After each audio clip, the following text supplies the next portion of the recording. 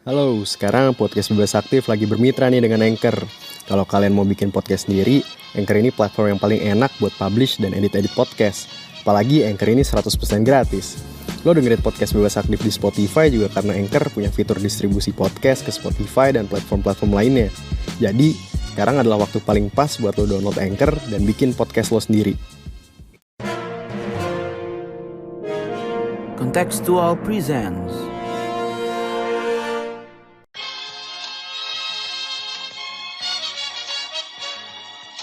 伟大、光荣、正确的中国共产党万岁 Ladies and gentlemen, it was time to end a 20-year war. No one is safe until everyone is.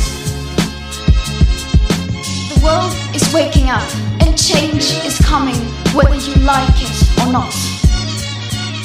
Selamat datang kembali di Podcast Bebas Aktif season kedua episode ke-23.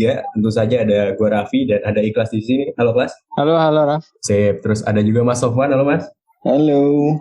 Dan kali ini kita sebenarnya akan membicarakan soal hubungan relasi antara Israel dan Turki ya, yang belakangan kedua presiden dari dua negara tersebut habis saja bertemu, habis saja bersalaman di ibu kota Turki di Ankara. Dan untuk membahas tema ini, kita kedatangan tamu spesial, ada Mas Agung Nurwijoyo. Halo Mas, welcome to the podcast. Merhaba, yes, pakai karena bahas Turki pakai merhaba. Agung Hoja. Udah keberapa kali ya Mas berkunjung ke Podcast Bebas Aktif? Berapa ya Mas? Ya, pokoknya Turki-Turkian lah. Turki-Turkian selalu. Turki, Timur Tengah. Nah ini ahlinya Mas Agung nih. Wijaya dari Jam.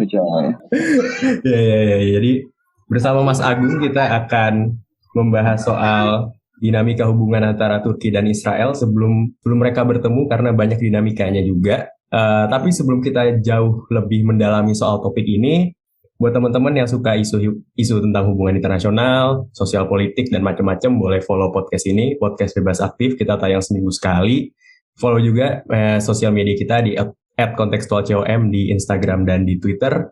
Sama sering-sering visit website kita di kontekstual.com. Ada berita harian, ada opini dari teman-teman conference juga, dan ada artikel ilmiah juga. Kita mulai dari latar belakang dulu. Sebenarnya ada apa sih, kenapa kita membicarakan hubungan Turki dan Israel nih tiba-tiba? Kelas, boleh diceritain sedikit Kelas soal overview dari topik kita ini? Oke, jadi ya beberapa hari yang lalu kan Presiden Israel itu bertemu dengan Presiden Turki ya, di Ankara, di ibu kota Turki. Dan ini merupakan suatu hal yang tidak umum gitu. Dan kenapa jadi kita coba bahas kali ini. Sebelumnya Turki itu memang udah punya hubungan yang panjang gitu ya sama Israel, meskipun nggak selalu satu posisi gitu ya, apalagi dulu juga dari isu Palestina yang terus jadi salah satu titik permasalahan ya sampai sekarang. Tapi rekognisi diplomatik terhadap Israel itu udah ada semenjak 1950 gitu, hubungan Turki dan Israel. Dan semenjak itu terus terjalin, tapi ya banyak panas dingin lah, kayak yang terakhir kemarin waktu Israel masuk lagi ke Palestina, akhirnya kan ya Turki bereaksi juga terhadap hubungan diplomatiknya semakin buruk dengan Israel. Tapi tampaknya di tengah krisis yang bertubi-tubi yang menimpa Turki sekarang ya, di satu sisi ada krisis ekonomi, dan di sisi lain juga ada perang Rusia-Ukraina kan, yang di dalamnya mungkin Turki mencoba memainkan suatu peran tersendiri lagi. Ada nilai signifikan gitu kan dari bertemunya dua presiden ini, meskipun kapasitasnya beda. Yang satu sebagai kepala negara, yang satu lagi sebagai kepala negara sekaligus kepala pemerintahan gitu kan. Ya. Dan tadi udah dibilang sama Ikhlas juga hubungannya agak panas dingin gitu ya. Cuman gue mau ke Mas Agung dulu gitu ya. Sebelum pertemuan antara Presiden Israel Isaac Herzog dengan Recep Tayyip Erdogan ini, kalau yang saya baca-baca sih terakhir tahun 2007 ya kalau nggak salah, Presiden Israel itu ke kunjungan ke Turki gitu, dan sebelum tahun 2022 ini. Jadi saya penasaran gitu, sebenarnya sebelum tahun 2022 ini gimana sih dinamika hubungan Turki dan Israel ini? Setahu saya nggak bagus-bagus amat ya. Tahun 2010 kan sempat ada Mafi Marmara gitu. Itu boleh ceritain mungkin Mas? Boleh. Makasih nih sebenarnya teman-teman kontekstual diundang lagi kan. Dan tadi Raffi juga udah ngomongnya udah benar tuh, Recep Tayyip Erdogan, Erdogan kan, Erdogan. Nah, emang ini menarik ya. Jadi sepekan terakhir lah, di tengah kita hiruk pikuk melihat perkembangan perang Ukraina Rusia, lalu Turki tiba-tiba muncul juga ya, jadi bacaan alternatif mungkin kalau saya bilang seperti itu, dari yang cerita bahwa mereka buat yang namanya Antalya Diplomasi Forum, gitu kan, yang di situ juga salah satu yang menarik kan, di pertemuan itu juga mempertemukan antara Menlu Rusia Lavrov gitu kan, dengan Menlu Menlu Ukraina, yang walaupun memang pertemuannya adalah dari pertemuan itu nggak menghasilkan apa-apa ya, tapi setidaknya ada inisiatif untuk mempertemukan mereka. Dan yang kedua tentu ya kedatangan Isaac Herzog gitu kan ke Turki, dan ini kan jadi satu hal yang menarik dan pembicaraan luas khususnya di kita di Indonesia, teman-teman banyak yang memperhatikan terkait dengan isu ini seperti itu. Nah, kalau memang dibilang memang lebih pantai, memang benar ya dibilang sifatnya pasang surut tadi ya, Raffi sempat singgung gitu. Ya. Karena memang kan sebenarnya hubungan antara kedua belah pihak Turki dengan Israel dalam sebagai sebuah negara itu kan sebenarnya kalau sudah jalan semenjak bahkan 1 tahun setelah Israel merdeka 48, 49 itu setelah itu sudah ada hubungan diplomatik antara kedua belah pihak seperti itu. Walaupun kalau nanti kita tarik lagi ke dalam skup historis, sebenarnya lebih panjang lagi gitu ya, bahwa Turki dulu kan Utsmani waktu itu jadi tempat yang tempat buat perlindungan buat orang-orang Yahudi Eropa waktu itu kan, yang mendapatkan pengusiran dari Spanyol, dari Portugis, akhirnya mendapatkan perlindungan di Utsmani. Makanya kalau kemarin kita perhatikan Isaac Herzog itu salah tempat yang dikunjungi itu kan sinagog Yahudi yang ada di Beyoğlu, Istanbul, dan itu tempat yang bersejarah yang juga pernah dikunjungi sama ayahnya. Jadi ini Isaac Herzog ini menarik juga. Jadi dia bapaknya itu dulu juga Presiden Israel ya, Chaim Herzog waktu itu. Nah, hubungan antara kedua belah pihak ini kan pasang surut tuh yang tadi kita singgung. Bahkan masa rat-ratnya dulu tahun 90-an sampai tahun 96, bahkan sampai ditandatangani military agreement gitu kan antara Turki dengan Israel. Bahkan tahun 90-an itu juga dulu saking eratnya hubungan kedua belah pihak, Turki waktu itu berinisiatif untuk sangat mendekat ke Israel, karena memang di zaman waktu itu Suriah waktu itu yang berbatasan dengan darat dengan Israel, berbatasan darat dengan Turki, itu Suriah justru mendekat ke Yunani waktu itu, sehingga Turki butuh mitra yang strategis untuk di kawasan Timur Tengah. Nah, pasang surut juga kemudian terjadi ketika sudah mulai surut gitu ya, ketika masa-masa tahun 2010 ketika ada Mafi Marmara, betul tadi disinggung, tapi sebelumnya juga di 2009 itu sebenarnya juga ada tuh peristiwa akibat invasi Israel ke wilayah Gaza waktu itu tahun 2008-2009 lewat operasi Kaslet. Nah, akhirnya kan di Davos waktu itu Recep Tayyip Erdogan yang itu masih Perdana Menteri mengkritik keras ya Presiden Shimon Peres waktu itu dalam peristiwa 1 minute, orang Turki nyebutnya Birdaka gitu kan. Nah, baru nanti 2010 makin panas tensinya setelah kapal kemanusiaannya Turki Mafi Marmara itu kemudian diserang ya oleh IDF yang mengakibatkan sekitar 10 warga negara Turki itu meninggal seperti itu, dan Turki saat itu kemudian menarik dubesnya dari Tel Aviv dan kemudian mengusir dubes Israel dari Ankara. Nah, yang menarik memang waktu itu ada beberapa permintaan dari Turki di tahun-tahun tersebut, misal kompensasi, menghapus blokade Gaza, misalkan seperti itu, dan masa normalisasi tahun 2016, sebelum akhirnya juga 2018 ribut lagi gara-gara Amerika Serikat memindahkan kedutaan ya dari Tel Aviv ke Yerusalem, dan itu membuat Turki bermasalah dengan Israel lagi seperti itu. Nah, baru kemudian 2020 Turki baru menempatkan lagi dubesnya. Dan hingga sekarang ini yang menarik lagi nih, sekarang yang kemudian orang bilang proses normalisasi gitu ya, karena memang kedatangan Herzog, walaupun kedatangan Herzog sekarang sudah diinisiasi dari tahun 2021. Jadi sudah ada kontak-kontakan antara Tayyip Erdogan dengan Presiden Herzog dan juga dengan PM Israel Naftali Bennett. Dan apalagi juga beberapa bulan yang lalu juga ada beberapa kali kunjungan, balas-balas kunjungan antara pihak ofisial dari pemerintahan Turki maupun dari Israel yang menginisiasi akhirnya ya pertemuan Herzog dengan Erdogan terjadi kemarin di Maret ini, seperti itu. Kalau dilihat dari mendengar cerita Mas Agung itu kayaknya setiap hubungan antara Turki dan Israel itu jadi bitter itu hampir semuanya karena isu Palestina gitu ya. Sementara itu isu Palestina ini kan juga belum kelar dan bahkan kedua belah pihak dalam pertemuan tersebut juga bilang kalau iya kita masih berbeda pendapat nih soal isu Palestina ini. Nah terus saya jadi penasaran sebenarnya faktor-faktor apa yang akhirnya mendorong normalisasi hubungan ini gitu. Apakah ada faktor ekonomi kah? Karena kita tahu juga Turki lagi dihantam krisis ekonomi juga kan. Itu apa aja Mas faktornya? Oke, jadi ini menarik ya. Jadi orang melihat memang dominan faktor Palestina seperti itu. Itu nggak ada salahnya. Tapi juga kita nggak bisa nggak bisa lupakan juga nih beberapa kondisi-kondisi yang penting. Kenapa sih kemudian kita bertanya-tanya Turki butuh apa sih dari Israel seperti itu?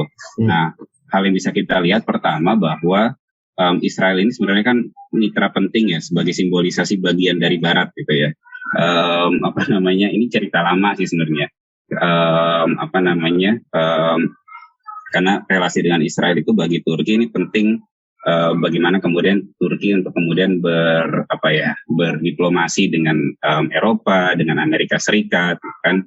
Karena memang Turki kan posisinya, kalau saya mengutip kata-katanya Egeman Bayis itu kan mantan Menteri Uni Eropanya Turki ya, gitu ya. Dia menyebut bahwa Turki itu the western of the east and the eastern of the west, kata dia gitu. Nah, itu yang pertama, penting posisi Israel seperti itu bagi Turki. Yang kedua, bagi Turki ini Israel juga penting dalam isu Israel Palestina, ya kan. Jadi keseimbangan posisi itu senantiasa dijaga oleh Turki, apalagi dengan proses rekonstruksi Gaza, ya kan. Proses pemberian bantuan-bantuan kemanusiaan. Makanya kalau kemarin kita simak penyataannya Erdogan itu kan ya kerjasama dengan Israel itu tidak akan menghilangkan posisi Turki terhadap Palestina. Dan yang kedua juga setidaknya Israel memudahkan jalan bagi bantuan-bantuan kemanusiaan untuk masuk ke wilayah Palestina seperti itu, baik dari barat maupun jalur Gaza, ya kan, seperti itu. Nah, yang ketiga sebenarnya ada faktor ekonomi saya melihatnya. Di sini ada potensi kerjasama dalam konteks ini ya. Israel itu kan sedang mengembangkan apa yang dinamakan dengan wilayah blok Leviathan. Jadi pembangunan pipa gas dari wilayah Mediterania Timur untuk masuk ke wilayah Eropa. Nah, ini yang kemudian saya rasa ini sedang dikejar oleh Turki seperti itu. Karena memang sebelum administrasinya sekarang ya, sebelum Herzog memimpin, sebelum Naftali Bennett juga memimpin sebagai Perdana Menteri, itu kan 2020 ada kesepakatan tuh, ada namanya Eastern Mediterranean Pipelines Agreement, itu antara Israel, kemudian yang kedua itu ada Siprus, dan yang ketiga itu dengan Yunani. Yang kita tahu Siprus Yunani ini rivalnya Ankara seperti itu kan. Nah, jalur pipa gas itu untuk masuk ke wilayah Eropa. Nah, Turki kan punya inisiatif untuk menjadi energy hub. Bahkan ini energy hub ini kan sudah mulai digagas di masa-masa dulu. Menteri energinya itu kalau sekarang namanya Fatih Donmes ya. Kalau yang dulu kan ada yang namanya menantunya Erdogan tuh siapa? Berat Albayrak gitu. Nah, Turki pengen nih untuk pipa itu tidak masuk lewat Siprus lalu masuk ke Yunani, tapi masuk lewat Turki. Dari blok Leviathan, dari wilayah Eastern Mediterranean, lepas pantainya Israel, nanti pipanya masuk ke Turki, untuk masuk kemudian ke wilayah Eropa. Nah, itu yang sekarang memang sedang dikejar oleh Turki, seperti itu. Bahkan kalau kita simak juga kan, perkembangan terbaru adalah, ya Erdogan itu bakal mengirim Fatih Donmes dan Menteri Luar Negerinya, Mevlut Cavusoglu itu untuk masuk untuk berdiplomasi lebih lanjut terkait dengan pipa itu, pembangunan pipa itu, ya kan, karena pipa itu kan penting selain untuk di masa-masa perang ini kan kelihatan bahwa ketergantungan Eropa terhadap gas alam yang ada di Rusia itu sangat besar. Nah, Turki pengen memberikan satu bentuk alternatif lewat pipa gas itu yang dari Israel. Selain itu ya untuk kebutuhan domestik juga lumayan tuh gitu kan. Walaupun selain itu juga kan Turki sebenarnya ada pipa gas juga yang dari wilayah Asia Tengah seperti itu. Nah sebaliknya buat Israel itu sebenarnya Turki ini juga penting ya, karena memang Turki ini penting dalam menjaga hasrat ekspansionis ya Israel ini ke kawasan dunia Islam, ya kan? Nah, yang sekarang memang si Israel itu sedang giat-giatnya seperti itu. Nah, yang kedua juga sebenarnya ya tadi balik lagi ya jalur-jalur pipa gas itu juga yang sebenarnya juga dilihat oleh Israel sebagai satu potensi kerjasama yang bisa dibangun antara kedua belah pihak. Itu sih beberapa faktor yang mungkin kita bisa lihat dulu, Raffi, dalam konteks seperti ini. Ya. Berarti ada peran energi berarti ya dalam hal ini untuk mendorong normalisasi antara relasi Turki dan Israel gitu. Cuman saya mau ke Mas Sofwan dulu. Kalau Mas Sofwan ngeliatnya gimana Mas tentang normalisasi relasi antara Israel dan Turki ini? Bagaimana implikasinya gitu ke kawasan tersebut gitu? Apalagi kayaknya tren normalisasi antara dunia Arab dengan Israel itu kayaknya sedang berlangsung ya Mas? Menambahkan apa yang tadi disampaikan oleh Agung ya, saya kira sudah sangat lengkap tadi.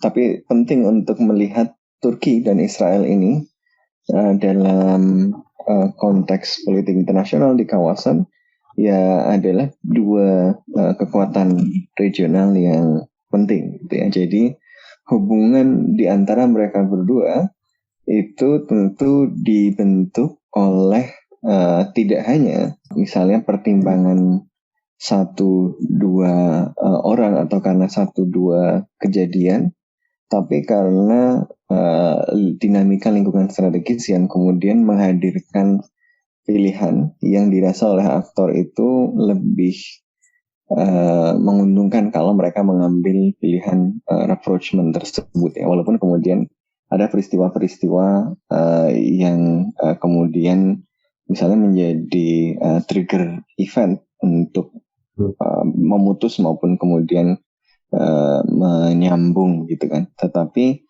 fakta bahwa keduanya adalah dua kekuatan regional ini memang membuat mereka selalu berada dalam situasi menjauh dan mendekat itu gitu.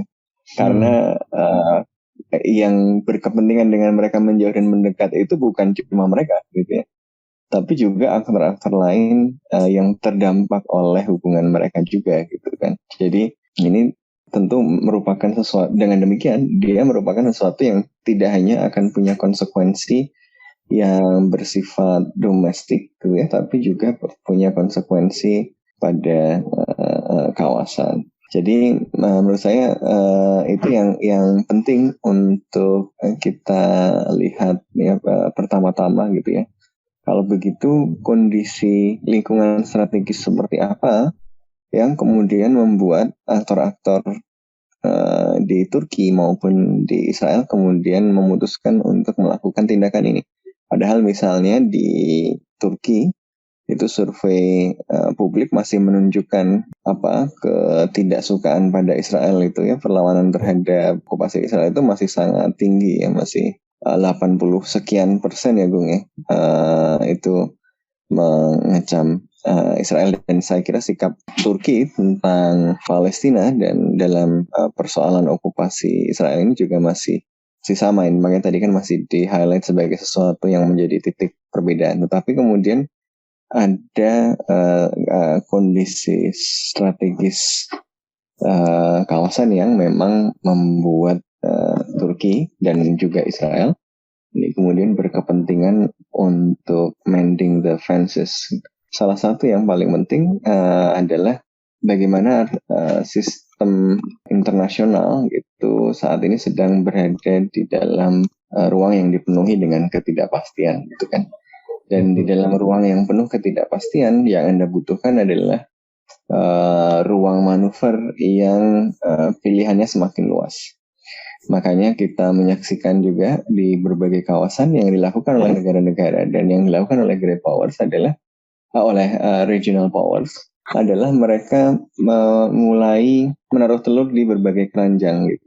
Jadi mereka misalnya yang sekian lama menaruh jaminan keamanannya pada perlindungan satu kekuatan superpower misalnya pada Amerika Serikat, ini mulai mendiversifikasi supaya dia nggak punya ketergantungan pada satu kekuatan superpower ini gitu kan. Dan salah satu diversifikasi, konsekuensi dari diversifikasi ini di kawasan Timur Tengah adalah kita menyaksikan bahwa kemudian terjadi aliansi-aliansi baru gitu ya. Dan salah satunya adalah ya tadi seperti Uni Emirat Arab kemudian mendekat dengan Israel gitu ya. Nah, ini kan bagian dari diversifikasi itu.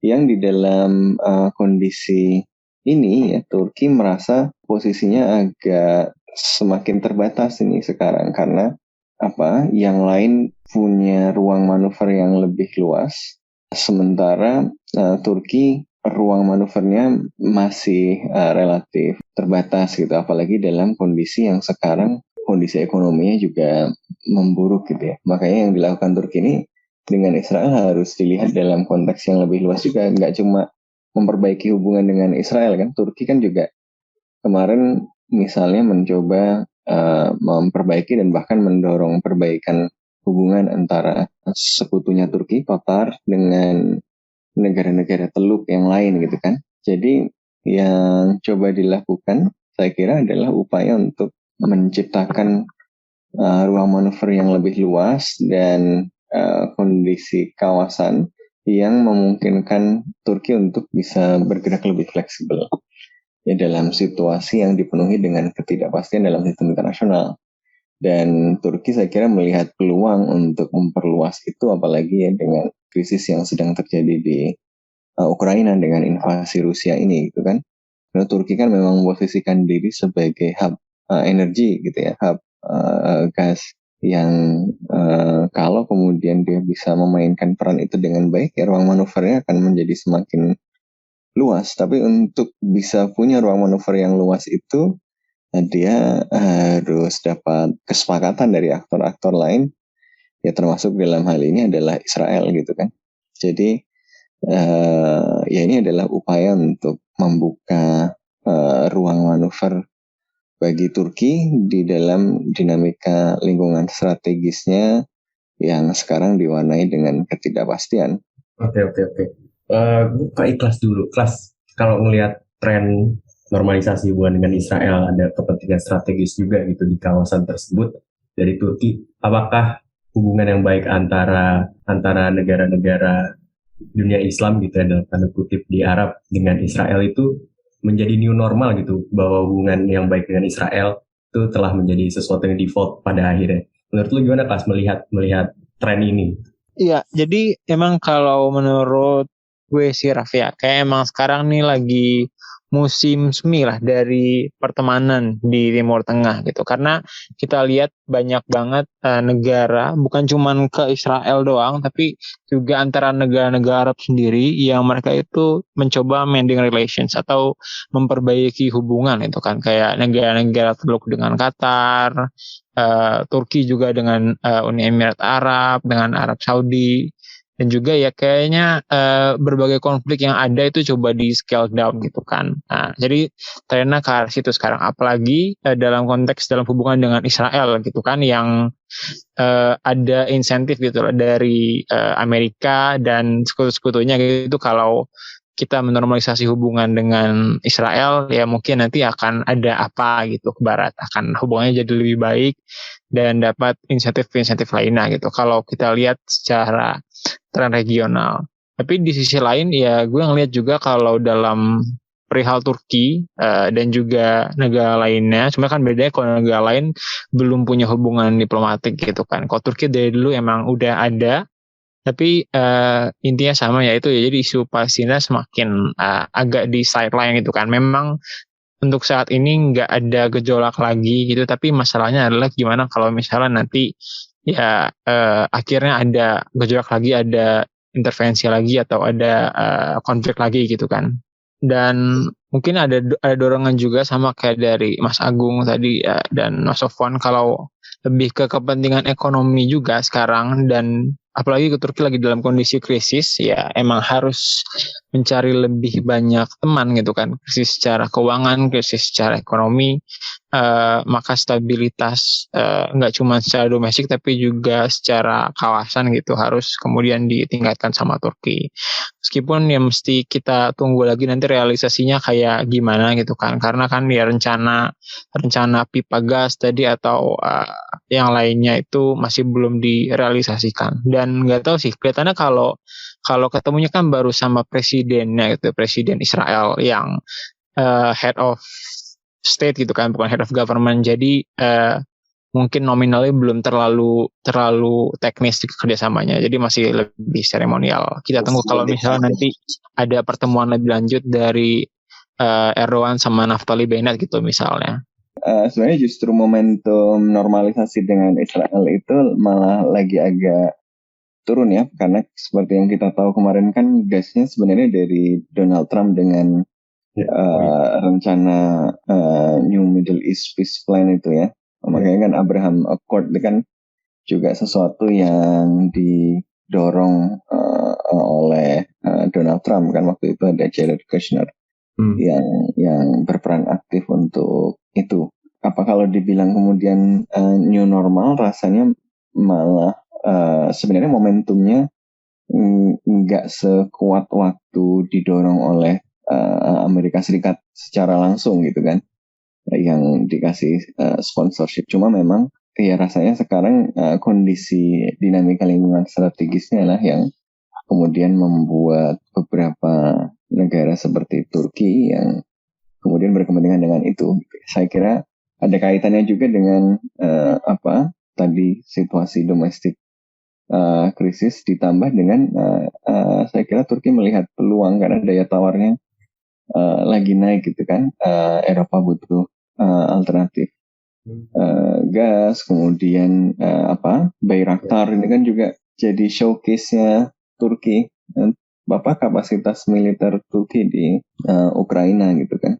Jadi dia melihat bahwa dia sekarang ada beberapa kartu yang bisa dipakai, dan salah satu caranya adalah dengan melakukan upaya rapprochement ini. Ya.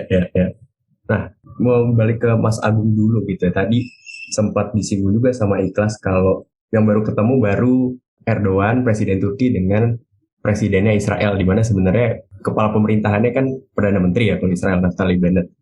Saya jadi penasaran sebenarnya apakah normalisasi ini memiliki prospek yang cerah ke depannya gitu, sementara masih ada perbedaan di berbagai isu yang krusial antara Turki dan Israel. Apakah ini sesuatu yang long term, apa justru short term, Mas Agung? Kalau melihat dalam ini ya, kan sebenarnya pertemuan kemarin itu kan juga yang datang adalah Isaac Herzog gitu kan. Tapi kan juga sebelumnya juga setahu saya Erdogan juga sudah berkomunikasi juga tuh sama Naftali Bennett gitu. Bahkan Mevlut Cavusoglu juga sempat komunikasi juga dengan Yair Lapid gitu kan. Bahkan dari pihak Israel juga kalau kita lihat dari perkembangan media, Benny Gantz gitu kan juga sangat menyambut baik gitu kan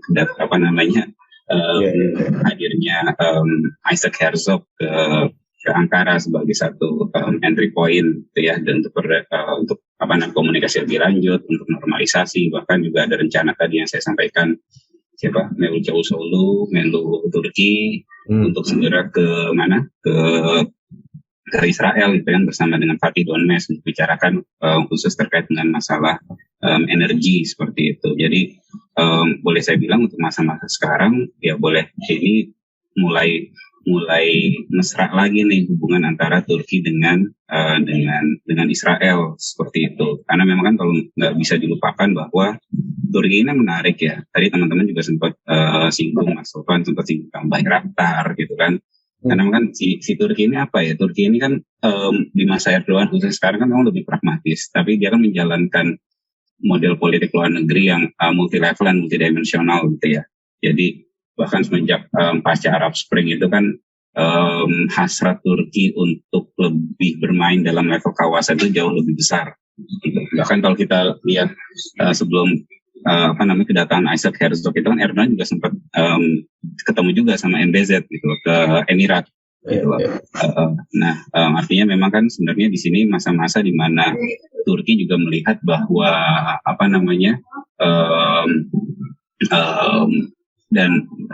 Turki melihat bahwa dan Turki ini punya kemampuan yang menarik kalau menurut saya. Dia kemampuan untuk kemudian bisa berdiri di dua tanah yang berbeda dalam satu waktu gitu ya.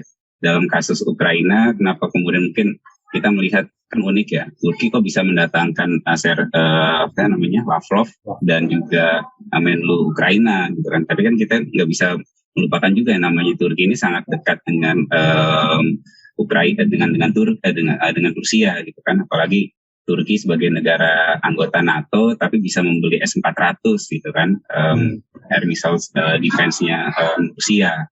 Dan juga yang ketika kemarin sehingga masa-masa perang ini juga ternyata kan Ukraina juga menggunakan alutsistanya Turki gitu yang mereka beli dari Turki ya, Bayraktar. Artinya kan sebenarnya proses diplomasi yang kemudian dijalankan oleh Turki ini menarik gitu. Jadi memahami bahwa yang namanya proses diplomasi ini kan bukan suatu proses yang instan gitu ya. Memang perlu kalkulasi yang matang dan sesuatu yang bisa memberikan keuntungan strategis bukan untuk sekarang saja tapi juga untuk masa yang mendatang.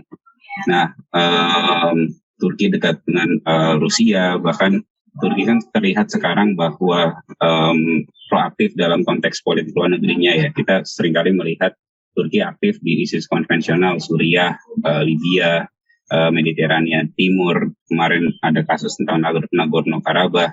Nah, tapi juga di sini juga Turki seolah pengen menunjukkan babak baru gitu loh. Turki pengen menunjukkan bahwa ya isu Turki itu bukan sekedar bicara tentang teroris PKK, YPG atau isu tentang Fethullah Gulen gitu ya.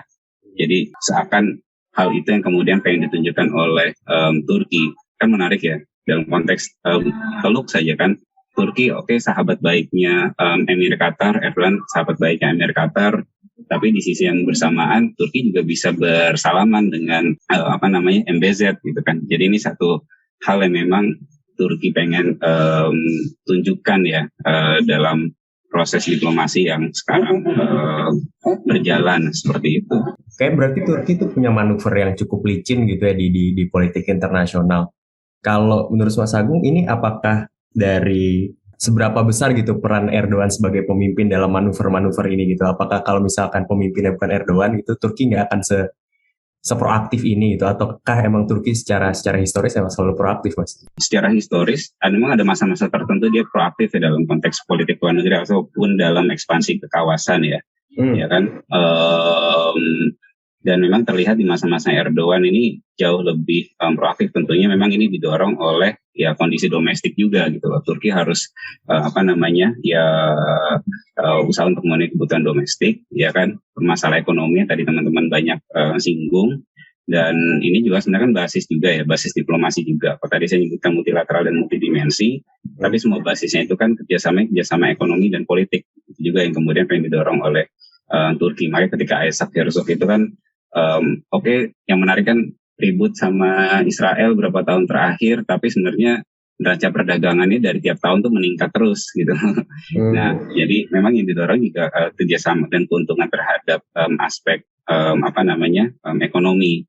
Dan sebenarnya kalau tadi balik ke proses pengambilan keputusan gitu ya, saya melihat bahwa di lingkaran satunya Erdogan juga masih ada seperti sosok Mevlut Cavusoglu sebagai Menlu, ada juga yang sekarang tetap bertahan sebagai spokesperson-nya, walaupun saya ngerasa sih bukan sekedar spokesperson ya, tapi dia jauh lebih ke dia salah satu orang yang mempengaruhi, yang bisa memberikan pengaruh terhadap Erdogan dalam konteks politik luar negeri, yaitu Ibrahim Kalin gitu ya. Yang dulu sebenarnya dia sudah ikut semenjak awal, kan dulu kan kalau banyak literatur menyebutkan tiga orang penting di samping Erdogan itu adalah dalam konteks politik luar negeri. Itu ada Ali Babacan yang sekarang sudah pisah sama Erdogan gitu ya, bikin partai sendiri. Yang kedua itu ada Ahmed Davutoğlu yang sekarang juga sudah bikin partai sendiri. Dan yang ketiga adalah Ibrahim Kalin. Nah, yang keempat sebenarnya ada satu lagi ya, Hakan Fidan, yang kepala Badan Intelijen ya. Nah, tapi sosok bahkan ketika pertemuan Isaac Herzog ini kan sebelumnya juga Ibrahim Kalin itu spokesperson-nya, bahkan dia yang diutus oleh Erdogan itu khusus untuk ke Yerusalem untuk bertemu dengan pihak Israel gitu, untuk memastikan jalannya pertemuan antara Erdogan dengan Isaac Herzog seperti itu. Nah, itu jadi satu hal yang menarik sih dengan konteks multi level dan multidimensional foreign policy dijalankan oleh Turki. Dan satu lagi, ekspansi ini juga kan modelnya tidak hanya sekedar ke kawasan Timur Tengah ya sebagai regional power, tapi juga masuk ke kawasan-kawasan lain yang non-tradisional kalau boleh kita pandang seperti itu. Contohnya adalah Afrika. Itu yang memang mungkin nanti kita lain waktu untuk kita bicara ekspansi Turki ke Afrika. Halo, sekarang Podcast Bebas Aktif lagi bermitra nih dengan Anchor. Kalau kalian mau bikin podcast sendiri, Anchor ini platform yang paling enak buat publish dan edit-edit podcast. Apalagi Anchor ini 100% gratis. Lo dengerin Podcast Bebas Aktif di Spotify juga karena Anchor punya fitur distribusi podcast ke Spotify dan platform-platform lainnya. Jadi, sekarang adalah waktu paling pas buat lo download Anchor dan bikin podcast lo sendiri. Let's talk about the elephant in the room gitu. Palestina sebagai salah satu isu yang paling krusial dalam hubungan antara Israel dan Turki gitu. Dengan normalisasi hubungan antara Turki dan Israel ini, akhirnya bagaimana dengan stance Turki terhadap Palestina? Kan setahu saya Turki itu punya hubungan yang cukup erat gitu ya dengan Hamas gitu. Bagaimana ini bisa mempengaruhi approach mereka ke isu Palestina, Mas? Ya, kalau sekarang sih karena tadi masih simbolik juga dan masih tahap awal, kita belum tahu apa konsekuensi spesifiknya, tapi secara umum rasanya dua belah pihak maklum dengan posisi politik yang berkaitan dengan Palestina ya. Jadi yang mungkin ditegaskan adalah oleh Turki adalah status quo gitu ya. Tidak ada lagi misalnya serangan yang masif yang dilakukan seperti yang dilakukan pada Gaza pada beberapa waktu yang lalu gitu kan. Jadi selama insiden-insiden itu tidak terjadi dalam skala besar yang menarik perhatian publik secara luas, kedua belah pihak sih menerima itu sebagai sesuatu yang ya saling memahami posisi masing-masing lah gitu kan. Karena tidak mungkin juga Erdogan atau Turki secara umum kemudian membalik posisinya tiba-tiba jadi galak gitu sama Hamas. Kan rasanya juga tidak ada skor yang tidak ada poin yang didapatkan dari posisi itu juga gitu kan. Nah, selain tadi dukungan publik yang sangat luas kepada Palestina tadi yang tidak berubah juga di Turki gitu kan. Cuma memang yang penting untuk dicatat juga salah satu faktor yang berpengaruh pada rapprochement hari ini, salah satunya barangkali adalah juga perubahan politik di Israel ya, yang kemarin kita menyaksikan kan, yang sering ribut sama Erdogan itu kan Netanyahu. Jadi ketika Netanyahu yang berkuasa lama sekali itu akhirnya turun dan kemudian digantikan oleh kelompok koalisi yang di dalamnya ada juga yang macam-macam ya, kelompoknya dari paling kanan juga sampai ada perwakilan orang-orang Arab yang masih ada di dalam Israel gitu ya. Ya tentu mengubah perhitungan itu ya, dan kemudian walaupun represi sistematis masih berlangsung ya di wilayah pendudukan ya, termasuk juga karena kasus Ukraina ini kemarin malah ada right to return gitu, ada orang-orang Ukraina yang kemudian dijanjikan untuk masuk dan dapat tanah gitu, bisa settle di wilayah Israel wilayah okupasi Israel itu gitu ya, yang tentu akan bisa memicu ketegangan-ketegangan. Saya kira ya itu disikapi sebagai sesuatu yang normal gitu ya. Ini sesuatu yang masih manageable gitu, yang nggak manageable itu kan kalau ada red line-nya gitu ya. Jadi mungkin yang terjadi adalah pemakluman dan penegasan red line masing-masing itu gitu ya. Jadi Turki melakukan normalisasi, tapi ada red line yang nanti bisa membuat Turki keluar dari situ gitu ya. Misalnya serangan yang masif ke Gaza, atau yang kemudian menarik kecaman publik yang besar di dalam negeri misalnya. Sebaliknya juga Israel juga memaklumi dalam hal ini misalnya hubungan antara Turki dengan Hamas gitu ya. Tapi kemudian dia mungkin juga punya red line tertentu gitu. Jadi politik internasional itu hubungannya tidak hanya ditentukan oleh kesamaan kepentingan gitu ya. Harus sama terus, enggak juga gitu. Kadang-kadang posisinya berbeda, tapi ada windset yang bisa terbentuk yang ya oke lah, kita terima perbedaan ini selama tidak melewati batas yang sudah digariskan, yang saya sudah gariskan ini gitu. Red line-nya ini tapi juga mungkin maju mungkin mundur sesuai dinamika tadi, tapi so far kayaknya red line-nya masih akan ada di situ gitu ya. Misalnya tadi serangan besar yang punya dampak masif. Oke. Mas Agung, if I were a Palestinian gitu ya, should I be worried dengan normalisasi antara berbagai negara Arab dengan Israel gitu, termasuk Turki dengan Israel, dan sebenarnya seberapa berpengaruhkah posisi Turki dalam isu Palestina Israel ini? Ya, ini menarik ya. Untuk posisi Turki dalam konteks Palestina, saya rasa nggak berubah ya.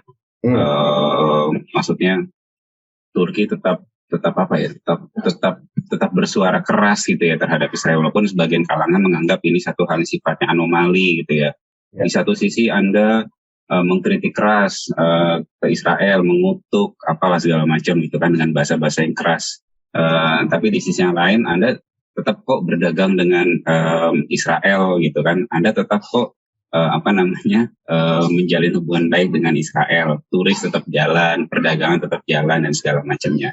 Tapi justru kan di situ, dan kita nggak bisa melihat hal ini, menurut saya juga dan Turki juga ini ya, Turki juga konsisten terhadap posisinya terhadap Palestina, misalkan konsisten terhadap mendorong solusi dua negara, ya kan, terus ada kebijakan rasis yang dilakukan oleh Israel, terus memberikan kritik hubungan terhadap Hamas dan segala macamnya.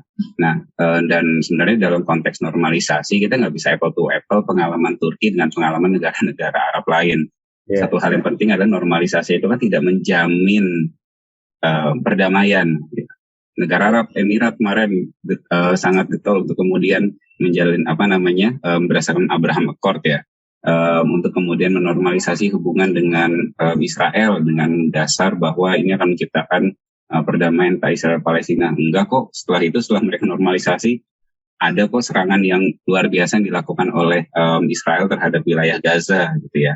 Artinya ini kan hubungan, kalau model Emirat itu hubungan yang dimulai dari nol gitu ya, mulai dari nol. Nah tapi kalau Israel dengan Turki ini hubungannya memang yang nggak mulai dari nol gitu loh. Kita sudah bicara panjang tadi kan, pasang surut, ada masanya pasang, ada masanya surut, ada masa yang ketika mereka bermesraan, tapi ada juga yang mereka renggang. Dan di sini menurut saya juga peran diplomasi ya, artinya ruang-ruang untuk kemudian masuk memberikan tekanan, tapi di sisi lain juga bisa memberikan bantuan kemanusiaan. Kan Turki jadi satu. Kalau kita lihat dari konteks multilateral dan multidimensional foreign policy yang dimiliki oleh Turki kan, salah satu kelebihan Turki adalah ya kemampuan dia untuk bermain secara politik di dua kaki, yang tadi saya di dua tanah yang berbeda gitu ya. Mereka mengkritik keras, tapi dengan kerjasama yang dilakukan dengan Israel, dia bisa punya jaminan untuk kemudian masuk dalam konteks bantuan-bantuan kemanusiaan. Bahkan kalau tadi saya sempat singgung ya, dua lembaga yang kemudian dimention oleh saya nggak enak kalau ngomongin si Erdogan, tapi yang dimention oleh Presiden Erdogan itu kan adalah ya Isaac minta jaminan pada Isaac Herzog, bantuan kemanusiaan dilakukan oleh Turki terhadap Palestina itu tetap harus diberikan akses gitu kan. Bahkan dia mention dua lembaga. Tika itu kayak ini ya KSS-nya Turki gitu ya, sama selatan-selatannya Turki. Yang kedua adalah Kızılay itu bulan sabit merahnya Turki. Nah, dua lembaga ini yang harus diberikan akses kalau memang mereka mau masuk ke wilayah tepi barat maupun ke wilayah jalur Gaza. Dan ini menurut saya ini satu kelebihan yang dimiliki oleh Turki. Dan seringkali menurut saya juga hal sifatnya simbolik juga kan kemudian digunakan oleh Erdogan ya. Misal dalam posisi-posisi tertentu, kita ingat di 2010 dia ngusir Dubes gitu ya. Sama ketika 2018 itu juga ngusir Dubes gitu ya. Jadi ada hal sifat simbolik yang menunjukkan posisi dia gitu loh. Walaupun ini juga sebenarnya ya boleh dibilang ini kan ya langkah Erdogan untuk tetap aspirasi domestik gitu ya, yang dalam konteks hubungan dengan Israel, ataupun ya harapan boleh saya bilang orang-orang ya Muslim global gitu ya, mungkin melihat Turki ini seperti mercusuar gitu ya, di tengah kondisi politik global yang kita bisa lihat saat ini. Asa itu yang kemudian saya rasa ini tetap dijaga oleh Turki di masa sekarang, itu dia. Nah, sebenarnya saya mau ngeliat ini juga dari Indonesia gitu ya. Yang dilihat juga kan ada normalisasi antara Turki dan Israel ini. Saya juga jadi ingat tentang wacana, kalau nggak salah ya, wacana beberapa bulan yang lalu tentang normalisasi antara Indonesia dan Israel gitu. Jadi saya jadi penasaran gitu pendapatnya Mas Agung soal bagaimana jika Indonesia juga melakukan semacam normalisasi gitu. Kayak nggak mungkin ya Mas. Kalau dibilang nggak mungkin, ya benar mungkin aja. Maksudnya mungkin dalam konteks ini ya, mungkin dalam konteks adalah ini sudah sejalan dengan pembukaan undang-undang dasar. Misal dalam konteks penjajahan di atasnya harus dihapuskan. Israel sudah nggak punya komitmen ke arah sana lagi, ya udah boleh-boleh aja. Tapi kan sekarang kan realitasnya nggak ke arah sana gitu loh. Komitmen Israel untuk kemudian melakukan penjajahan ke tanah Palestina itu tidak berubah gitu ya. Okupasi wilayah tepi barat itu nggak berubah, tekanan, kisah cerita-cerita Sheikh Jarrah segala macam itu juga tetap berjalan gitu kan. Nah, itu kan satu hal yang menarik seperti itu untuk kemudian tetap dikritisi. Nah, memang yang paling penting adalah ya tetap dengan posisi yang ada sekarang seperti itu, yang tetap mendukung kemerdekaan Palestina, ya kan, melakukan langkah-langkah diplomatik gitu ya. Dan kepastian bahwa yang namanya pembukaan diplomatik juga nggak ada kemudian memberikan jaminan atas perdamaian gitu, yang kemudian yang ya kita lihat sendiri kan, Emirat buka hubungan diplomatik tapi bilangnya ada perdamaian, tapi ternyata kan nggak ada juga, tekanan tetap kemudian dan tindakan represif tetap dilakukan oleh Israel gitu ya. Artinya memang, dan satu catatan penting juga, kita nggak bisa melihat apple to apple lagi ya antara pengalaman Turki dengan pengalaman di Indonesia seperti itu. Garis pengalaman historis gitu kan. Turki dengan Israel itu kan ya tadi bahkan saya nggak cuma sekedar ngambil dari 49 kan, tapi juga kita juga bisa tarik lagi dari di zaman-zaman Utsmani waktu itu kan, yang memang komunitas Yahudi itu sudah banyak gitu ya istilahnya ya di tanah Anatolia seperti itu. Jadi itu sih mungkin pandangan saya terkait dengan hal ini seperti itu. Mungkin sebenarnya segitu aja ya, pertanyaan saya juga udah habis itu. Sebelum kita tutup mungkin Mas Sofwan ada yang mau disampaikan dahulu? Nyambung sama pertanyaan terakhir Raffi tadi, ada tulisan bagus dari dulu bintang tamu kita juga di kontekstual, Gilang Lukman sama Muhammad, soal normalisasi ini dan kenapa dalam konteks Indonesia sebaiknya tidak melakukan normalisasi. Ini tulisan di Jakarta Post beberapa bulan yang lalu ya, Februari tanggal 18 kalau nggak salah. Oke, sip. Oke, kalau gitu kayaknya segitu aja ya episode kali ini, kita ngomongin perihal normalisasi hubungan antara Turki dan Israel di tengah gejolak di politik internasional saat ini gitu ya. Terima kasih juga Mas Agung udah mau diundang. Sama Raffi, Mas Sofwan, ikhlas. Sering-sering lah datang ke sini ya kalau ada Turki lagi ya. Udah tahu lah. Sip, kalau gitu terima kasih juga untuk Ikhlas dan Mas Sofwan udah mengisi podcast ini, dan teman-teman conference pendengar yang udah bersedia untuk mendengarkan dari awal sampai akhir. Semoga mencerahkan juga. Gue Raffi, Ikhlas, Mas Sofwan, dan Mas Agung cabut dulu. Sampai jumpa di podcast Bebas Aktif episode selanjutnya.